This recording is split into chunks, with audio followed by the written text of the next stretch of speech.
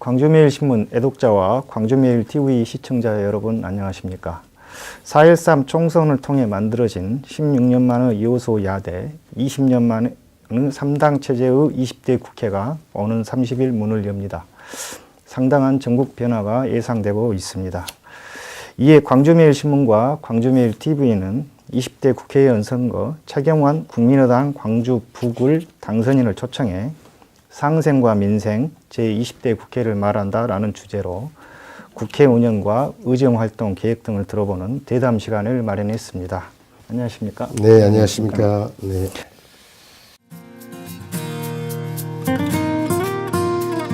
(20대) 국회 개원을 앞두고 있습니다. 네, 초선 의원으로서 의정활동 계획을 좀 들려주십시오.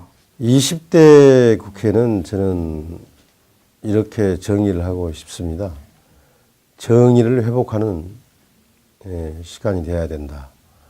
어떤 정의냐? 두 가지가 있다고 보는데, 첫째는 역사의 정의.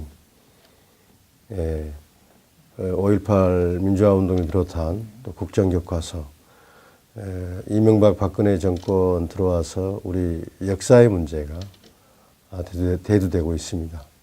역사의 바른 정의를 회복하는 시기가 되어야 된다고 보고요. 두 번째는 사회 경제적 정의입니다. 사회 정의, 또 정의로운 경제, 지금 이야기하는 경제 민주화. 지금 서민 민생의 아픔이 큽니다. 이런 서민 경제, 또 비정규직 청년 문제, 이런 문제들을 해결하는, 그래서 정의로운 경제가 되는 이런 정의를 또 회복하는 시기가 되어야 된다 생각을 하고, 이런 점에서 앞으로 의정활동에 매진하겠다는 말씀을 드립니다. 주지하다시피 여소 야대 3당 체제가 됐습니다. 일각에서 국회 운영에 대한 기대와 우려가 교차하고 있는 부분도 있습니다. 이에 대한 견해는 어떻습니까? 그렇습니다. 지금 국민의당이 이번에 선전하면서 3당 체제가 되었습니다. 3당 체제의 성격은 제1당인 더불어민주당도 여당인 새누리당도 국민의당 협조 없이는 국정 운영에 또 국회 운영에 자유스럽지가 못하다 하는 그런 건데요. 그런 점에서 어느 당도 일방적으로 국회를 운영할 수 없는 때가 됐습니다. 그래서 3당이 이른바 협력하는 그리고 합의하는 대화와 타협의 정치를 해달라는 국민들의 그 준엄한 요구이자 선택이었다고 생각합니다. 여기에 잘 부응했을 때만이 이번에 3당 체제를 만들어주신 국민에 대한 보답이라고 생각을 하고 있습니다. 네. 지난 총선 국민의당이 호남의 맹주로 부상했습니다. 네. 하지만 새누리당, 더불어민주당에 이어 제3당인 게 현실입니다. 각 정당과 관계 설정을 어떻게 해야 되겠습니까? 물론 앞에 질문하고 좀 비슷한 부분이 없지 않아 있겠습니다만은. 지금 이제 그 3당이 협력하는 노력을 대화 타협을 하더라도 결국 문제는 청와대 박근혜 대통령의 태도가 중요합니다. 그런 점에서 더불어민주당과 국민의당은 야당으로서 당연히 튼튼하게 협력을 해야 됩니다. 두 당은 형제당처럼 협력해야 된다고 생각합니다. 그리고 새누리당과도 정책적 이념적 차이는 그렇게 크지 않다고 보는데, 그런 점에서 대화와 타협을 통해서 협력해야 되고, 그렇지만 지금 우선하는 것은 더불어민주당과 국민의당과 또 정의당, 이런 야당들이 반박근혜 민생연합이라는 차원에서 함께 힘을 합쳐서 이번 총선의 민의가 이명박 박근혜 정권, 새누리당 정권에 대한 심판의 성격이 있는데, 그것을 견제하고 정말 국정이 정상화될 수 있도록 바로잡아지도록 노력하는 반박근혜 민생연합이 이루어져야 된다, 이렇게 생각하고 있습니다. 네. 광주에서 이번에 국민의당이 8구 지역 모두 승리를 했습니다. 지역민의 기대가 큰 편입니다. 신인이신데 기생 정치와는 다른 새로운 정치를 바라는 목소리도 높습니다. 새 정치에 대한 구상은 어떻게 지금 하고 계십니까? 먼저 국민의당에 대한 광주와 호남인들의 전폭적인 지지에 대해서 이제 이 자리를 빌어서 다시 한번 크게 감사의 말씀을 드리고요. 그렇지만 광주와 호남인들은 국민의당에게 기회를 준 것이다. 마음을 준 것은 아니라고 봅니다. 무슨 말씀이냐면요. 옛날 김대중 대통령이나 노무현 대통령에게는 80%, 90% 지지를 보냈습니다. 이번에 광주만 해도 8개 선거구 평균 후보자 득표율은 56%입니다. 그리고 정당 득표율은 53%에 불과합니다. 이건 마음을 준 건 아직 아닙니다. 더 잘해보라는 기회를 한번 줘보겠다는 그런 지지라고 생각을 합니다. 그래서 살 얼음판 민심 위에 우리 국민의당이 서 있다. 이런 생각을 하고 그럼 잘하기 위해서는 뭐가 필요하냐. 두 가지를 말씀드리겠습니다. 하나는 소통입니다. 우리 광주 시민들과 우리 국민의당이 또 당선자들이 열심히 대화하고 소통을 해야 됩니다. 그동안 정치권이 너무 시민들에게 멀어져 있다는 시민들과 소통이 부족하다는 지적을 받아왔는데 이번 국민의당 당선자들은 또 국민의당은 그렇게 해서는 안 된다고 보고요. 소통의 창구, 방법, 시간을 많이 만들어내야 된다고 생각합니다. 두 번째로는 성과를 내야 됩니다. 지금 광주에 에너지밸리, 자동차밸리, 또 아시아문화전당 현안들이 참 많습니다. 거기에서 하나하나씩 우리 당선자들이 힘을 합해가지고 한 목소리를 내면서 성과를 얻어내는 그런 노력이 필요하다. 여기는 광주시와 또 5개 구청과 협력을 튼튼히 또 시의회, 구의회와 협력을 튼튼히 하면서 그런 성과를 내면서 그 지지에 보답을 해나가야 된다 이렇게 생각하고 있습니다. 네. 제20대 국회에서 처리해야 할 1호 법안은 무엇으로 지금 생각하고 계십니까? 아무래도 저는 개인적으로 광주 5.18 민주 유공자입니다. 광주 전남이 유일하게 제가 민주 유공자로서 국회의원 당선이 됐는데요. 꼭 그런 유공자로의 입장에서만 아니라 광주 지역사회를 대표하는 국회의원으로서 우리 5.18 광주 민주화 운동에 대한 그 생각을 좀 많이 하고 있습니다. 최근 지만원의 그런 5.18 애국행위, 북한 특수군이 와서 5.18 일으켰다는 등 너무 명랑한 이야기들을 하고 있는데 그게 큰 영향을 미치고 있는 게 사실입니다. 그래서 나치나 홀로코스트를 비난하는 부인하는 행위에 대해서 유럽 여러 나라들은 그걸 처벌하도록 법으로 만들어 있습니다. 그래서 저는 5.18 왜곡, 비하 이런 행위에 대해서 처벌하는 법률을 조만간 전문가들과 상의해서 첫 법안으로 제출할 계획을 가지고 있습니다. 네. 지역구 현안은 무엇으로 지금 가장 먼저 처리를 해야 될지 그건 또 궁금합니다. 예. 광주 북구 을 지역은 인구도 가장 많고요. 또 여러 성격의 그 마을들이 복합되어 있는 곳인데 공통적으로는 교육, 문화, 복지 이런 수요가 어느 구보다 많은 지역입니다.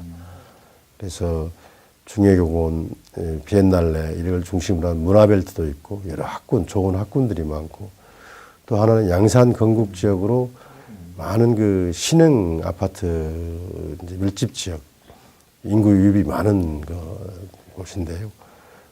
거기에 맞게 정책들, 현안들을 만들어 나가는데 지금 선거가 끝난 후에도 각 지역을 순회하면서 그 의견들을 수렴하고 있는데 특히 양산 건국 지역에 그 버스 대중교통 노선 이런 문제 또 문화 공간이 너무 부족하다는 것 또 치안 안전을 담당하는 경찰서나 119 안전센터나 이런 부분이 추가로 필요하다는 것들에 대해서 공감하면서 지금 관계 기관들과 이야기를 계속 해나가고 있습니다. 네. 국민의당 기획 부대표로 지금 활동하고 계시죠. 김대중 전 대통령의 비서관 출신으로서 기획 업무 관련 풍부한 경험을 인정받았다고 들었습니다. 어떻게 지금 제가 청와대에서 김대중 대통령을 모시면서 했던 분야가 기획 분야였는데 특히 공보비서실에서 공보기획 비서관으로 했습니다. 전체 당과 청와대와 또 정부와 이런 또 언론과 이런 부분에 전반적인 그 기획 업무를 담당을 했었는데요. 그 청와대에서는 공보기획, 이번에는 이제 원내 기획을 맡는 했습니다. 그래서 제3당으로서 아까 말씀드린 협치를 어떻게 하면 구현해 나갈 것인가. 특히 저는 이제 광주 지역 출신, 광주 지역을 대표하는 국회의원으로서 광주와 호남의 권익을 정책과 예산에서 어떻게 확보할 것인가 하는 부분에서 원내 기획에서 그런 방향을 가지고 활동을 하려고 하고 있고요. 무척 좀 서울과 광주를 왔다 갔다 하면서 좀 분주하게 좀 지내고 있습니다. 네. 어떤 호남 정치 복원이 하도가 된 지 오래이고요. 아마 이런 사태도 호남 정치 복원을 좀 더 했으면 하는 그런 측면에서 그런 것 같습니다. 앞으로 그동안 일당 독점에 대한 피해도 적지 않았고 이번에 3개의 당으로 경쟁 체제가 됐습니다. 호남 정치 발전을 위한 나름의 생각하고 계시는 방안은 뭐가 있겠습니까? 그렇습니다. 지난 선거를 되돌아보면은 과거에는 2번만 받으면은 본선 경쟁이라는 게 없었습니다.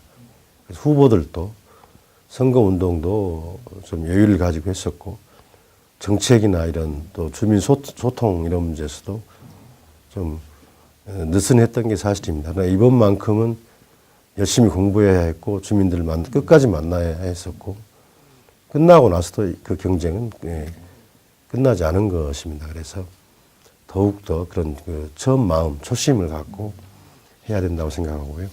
그런 양당 경쟁 구도가 그런 효과를 내고 있다. 앞으로 호남 정치의 보고 문제에 있어서는 저는 지역사회 일을 열심히 하는 것도 매우 중요하지만 과거 김대중 대통령과 노무현 대통령처럼 국가적 의제, 나라의 의제, 비전 여기에 대해서 분명한 철학과 정책을 가지고 앞장서는 모습을 우리 호남 사람들은 바라고 있습니다.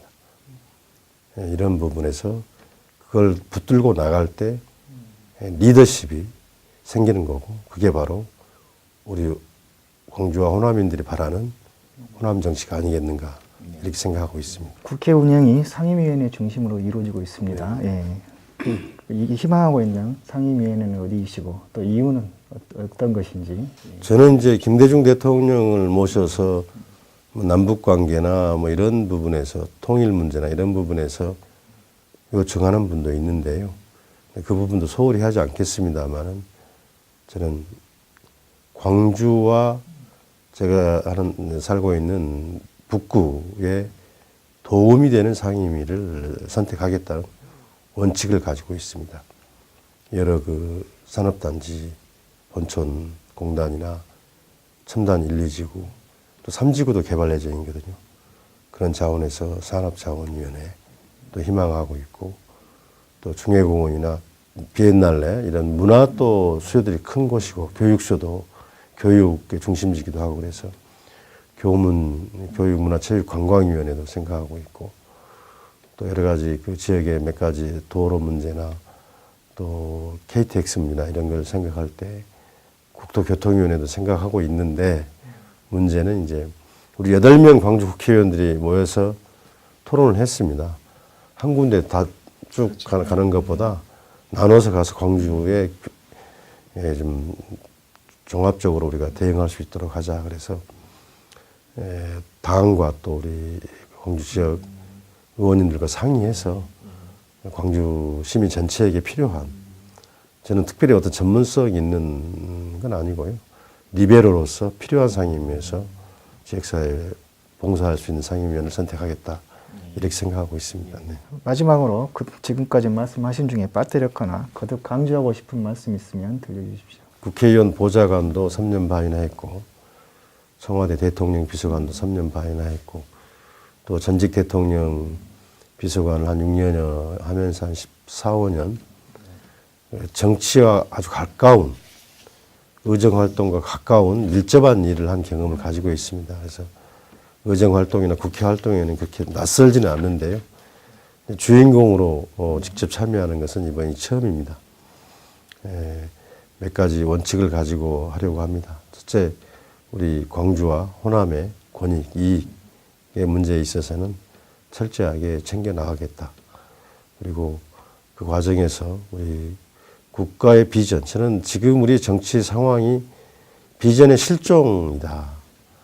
과거에는 우리가 민주화라고 하는 과제, 또 산업화라고 하는 과제가 분명히 있었는데 지금은 정치, 경제 모든 부분에서 남북관계 모든 부분에서 위기적 상황이지만 이렇게 가면은 우리가 희망이 있다는 그런 비전을 제시하지 못하는 게 참 큰 문제라고 생각하는데 그런 희망 찾기, 비전 찾기 거기에서 리더십을 회복하는데 참여해서 하는 게 역할이라고 보고요. 무엇보다도 내년 2017년 정권 교체의 문제입니다. 저는 그 김대중 대통령이 돌아가신 이후로도 계속 그 전국적인 활동을 해왔었는데요. 전국의 김대중 세력을 규합하는 것, 그리고 우리 호남을 일치 단결시키는 것, 이걸 기반으로 삼고 전국 이번 2017년 정권을 교체해서 김대중 노무현 정부에 이어서 제3기 민주정부를 이루어서 우리 호남인들의 소망을 풀어나가는데 앞장서겠다. 그런 다짐의 말씀을 드리면서 우리 시청자 여러분들께서 이런 문제에 대해서도 크게 관심 갖고 국민의당을 성원해 주시길 바란다는 말씀을 드립니다. 이상으로 국민의당 최경환 당선인으로부터 제20대 국회 운영과 의정활동 계획에 대한 의견을 들어봤습니다. 앞으로도 광주매일신문과 광주매일TV는 당선인을 초청해 대담을 이어갈 예정입니다. 많은 관심과 성원을 부탁드립니다.